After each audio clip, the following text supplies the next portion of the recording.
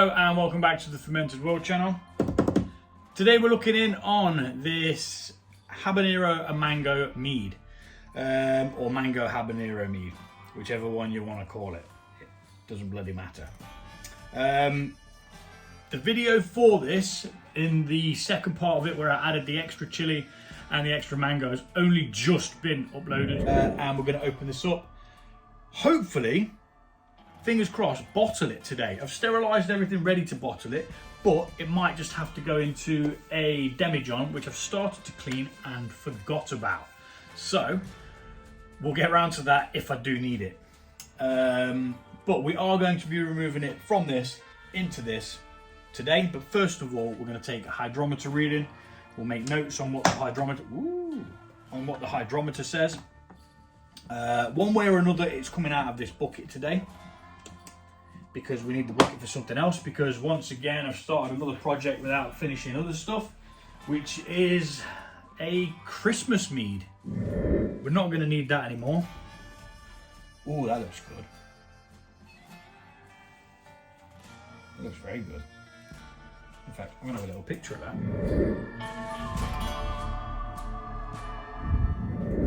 Right, so yes, this is going to be going up here, and that's going to be coming down here. Now hopefully we will have this nice and clear. If it is clear, we'll bottle it. I'm not going to be adding anything else to it. I can actually smell the chili this time, which is a good thing, I believe. So let's hoy it up here nice and gently. In fact, I'm going to do it a little bit lower than normal because I need to be able to see what's cracking off. And that is not very stable when it comes to these bigger buckets. They're all right for the demijohn to sit on, but these bigger buckets, nah. So I did start brewing beer in these buckets, but then I realised I could do double batches of mead. So when I find a recipe that I really like the Viking's Blood, I'm brewing that for a friend. But I'm also doing myself one at the same time, so it's like a double batch, just because I like it, and yeah, it's nice. So this has already got stoppers in. We added extra honey last time. We added another larger green chili, habanero still, and another packet of mango. Now I'm hoping the mango has added a bit of fruitiness as well as a bit of sugars to it, and the habanero has added that boom that we wanted, that awesome fire stick. So I'm going to speed this bit up, and with a bit of luck we'll have some fiery mango juice.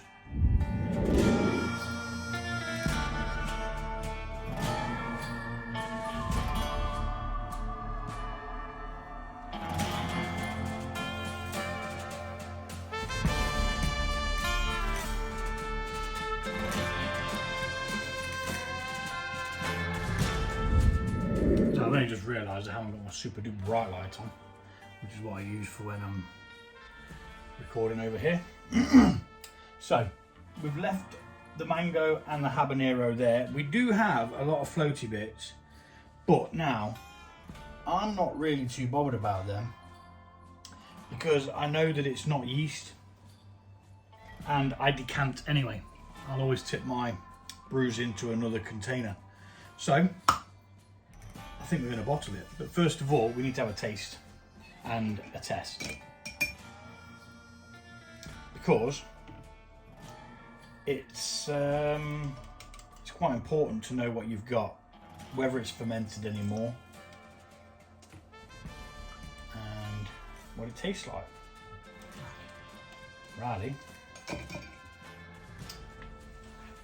So where's me thing? Get on the habanero one. Mango hab. Okay. Looks like I didn't take another hydrometer reading. Or if I did, I didn't write it down like a spoon. Should have always written it down. Not good. But top of my head, that sounds about right. There's been no activity. That's sat at about 12, between 12 and 14. I'd probably say 14, which means the mango has given it some sweetness. So what was it when it finished? I didn't even write down what it was when it finished. All I've written down is what I added to it, like a tool. Let's have a little taste. I mean, like I say, it doesn't look all that bad, but when there's a bigger amount, it's not as see-through as that. Now here's the test. Has it got that punch? Has it got that pa-pow? It smells the part. You can definitely smell chili in that.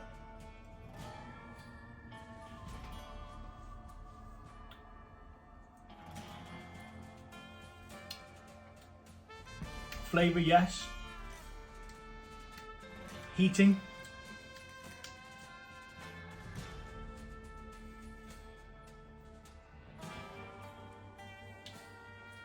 Fruitiness, yes. Definitely with the fruitiness. Not as much honey, but definitely fruitiness.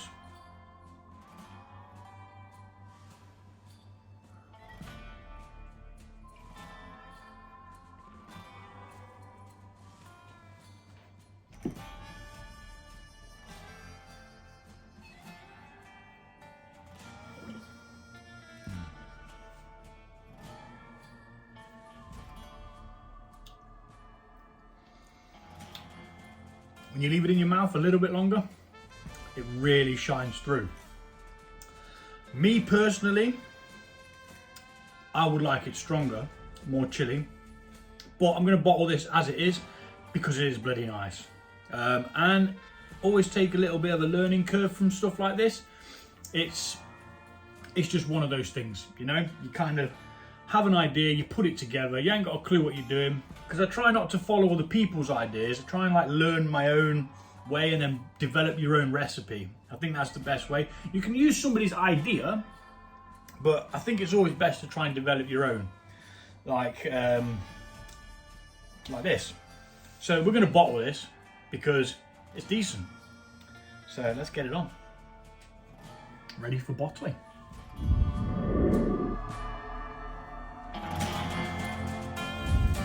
So yeah, I'm going to interrupt slightly whilst doing this bottling. I did think yesterday while I was editing that, I was thinking, why didn't I use dried mango in secondary? Because that's what I've always done. Dried fruit in secondary, and it just makes something flipping amazing.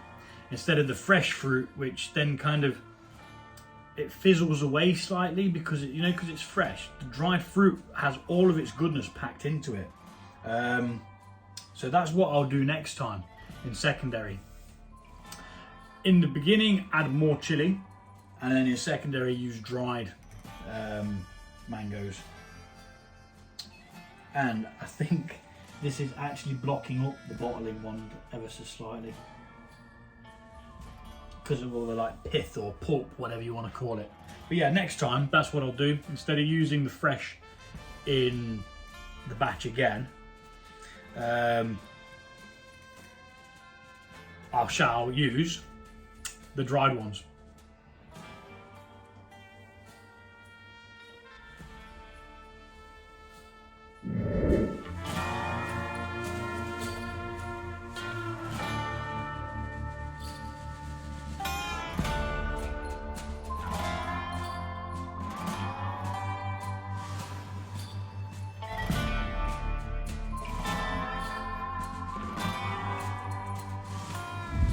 Okay, yeah, it did actually clog up with all the pith, which I'm not going to try and get any more out of that now.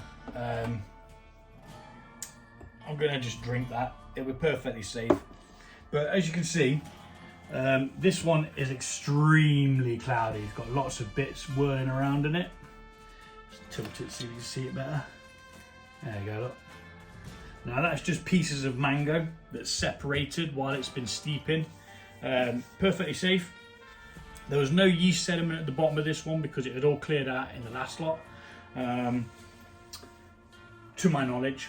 But we're going to let this settle out, clear out naturally again, and then we'll drink it.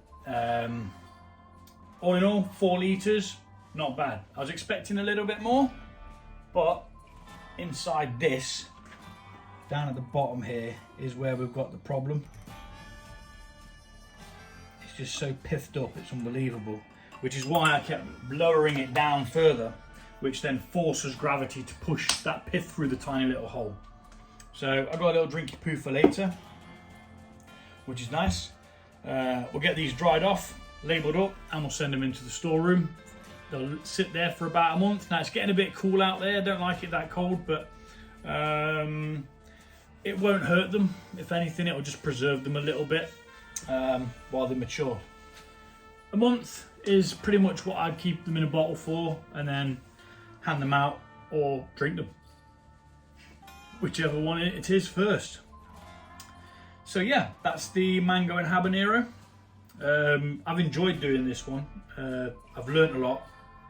Always put more chili in.